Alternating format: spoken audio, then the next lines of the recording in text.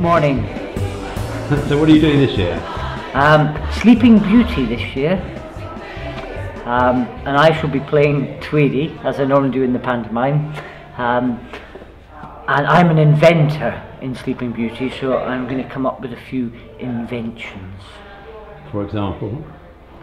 I'm trying to think on one that's not going to give, because one of them is integral to the plot, you see. So I don't want to give that one away. I don't know if I can give any of them away, actually. It might be too much. Have you got a new special? Last year you did the slack rope. Have you got something new like that this year? Yes, I should be on a trapeze this year. Throwing knives? No, on a trapeze this year. No, the knives that I did too recently, I think a lot of people will have seen the knives. But what would you be summer. doing on the trapeze? Would you be flying or just swinging backwards and forwards? Well, you have to wait and see, won't you? Come on, give me something. Well, to be honest, I don't really know what all I'm going to be doing on it yet, because we can't actually rig it and I can't see how much room I've got with it. I haven't. You could do it over the auditorium, hang it from the cross arch and go backwards and forwards like that. No, they won't let me do that. Unlike the circus, they're very health and safety conscious. Not that the circus isn't health and safety conscious, but they're more so in the theatre. So it depends on where we can hang it and what sort of other things are in the way as to what I do. But a lot of it will be actually trying to get on the trapeze. Mm-hmm. Putting a ladder up against it and climb up. Yeah, things like that, yes. Yeah, you know how much I like ladders. You do? Yes. I mean, where would you be without them? I know. Well, it's just that everyone has been up a ladder at some They're a bit stage. like deck chairs, aren't they? There's so many ways you can get tangled in them. Yes, yeah, and it's also got the extra sort of added danger of the height that you don't have with the deck chair. So I like having that element of danger. It's that sort of Buster Keaton influence of having this sort of little bit of a scare factor before the What's the comedy name of comes your in. character in this, Joe? Apart from, I know you're Tweedy, but... No, it's just Tweedy again. But, and who is the character? I mean, in relation to Sleeping Beauty and things? Sleeping Beauty has been raised by Nanny Nice Hands, played by Willie Elliott, and so have I. So we're not, I suppose we're half brother and half sister. I think they say that at some point in the script. I kept automatically calling Willie Mum because he's been my mum in the last two pantomimes, and then we suddenly thought, well, he's not really my mum, but then he did raise me, so I got away with it, so it's all right. Because you work well with Willie, don't you? Yeah, it's great. It's great. We work really well together. So it's always when you first do a show and you're partnered up with someone you haven't met before, you've no idea if the chemistry is going to work or not. You know, it's always kind of a bit of a risk. So it was perfect. You know, it worked the first year and it built up last year, and you know, because we knew each other a bit better, and you know, the timings have got better. So this year it should be even better. Because you always manage to find something completely different to do, don't you? Yeah, that's important, isn't it? And they come to see Tweedy, but not always doing the same thing. Yeah, I always like to come up with new things. And yeah, I think it's good for the audience because it's something new for them, but it's just, I like doing new things all the time. I like setting myself new challenges and kind of coming up with new bits of business. I should be doing a bit of magic as well. I've done a magic show a couple of times now as part of the comedy festival here in Cheltenham. The magic's not usually gone that well, but fortunately people have found it funny. So.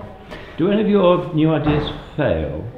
Did you ever spend weeks on something and then it just doesn't work?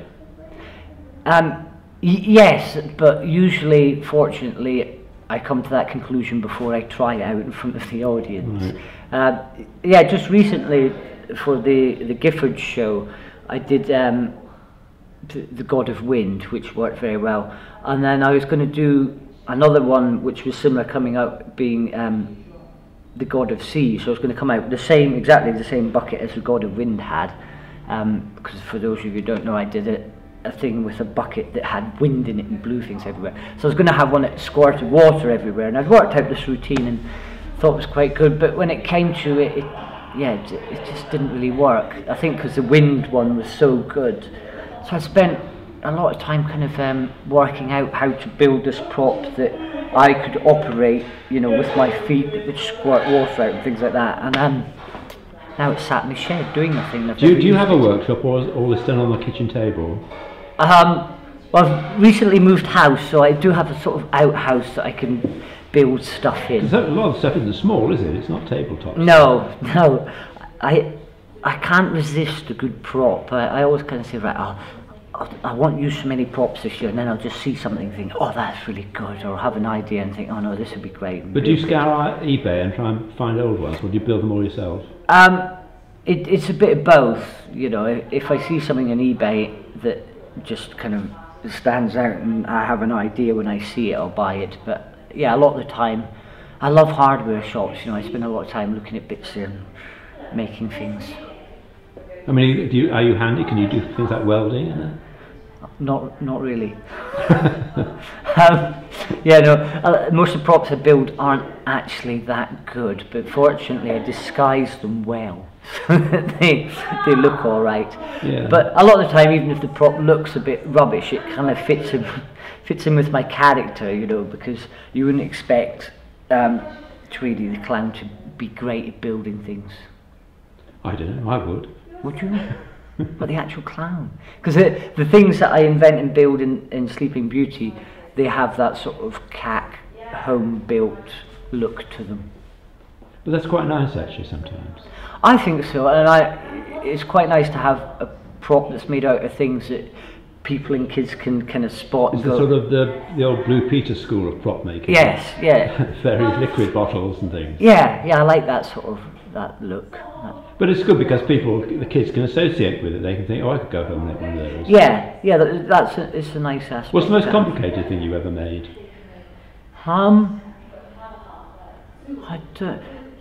The Strongman act that I did the year before on Giffords, originally it was really complicated, but then I just couldn't get it to be consistent enough, because I come out and I do a mime act with some weights, being a strongman, and then I get a big muscly looking sort of guy out the audience and he wouldn't be able to lift it.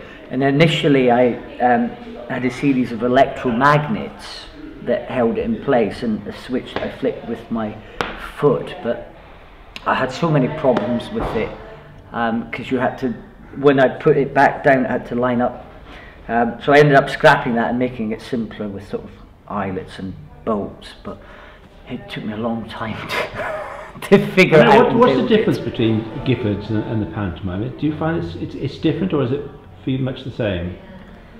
I mean, you have more of a script and there's more of a storyline. Yeah, I'm involved in the narrative, and I'm involved in the narrative quite a bit this year. And obviously, with the pantomime, you know, I'm on the stage, so you're not as I don't think quite as involved. You know, I'm not so much. I do go in among the audience in the pantomime, but it's not quite as you know, it's just a bit more distant than the circus, and obviously you don't have that kind of working in the round to deal with. Do you find that more difficult, or is it not a problem? No, it's just different.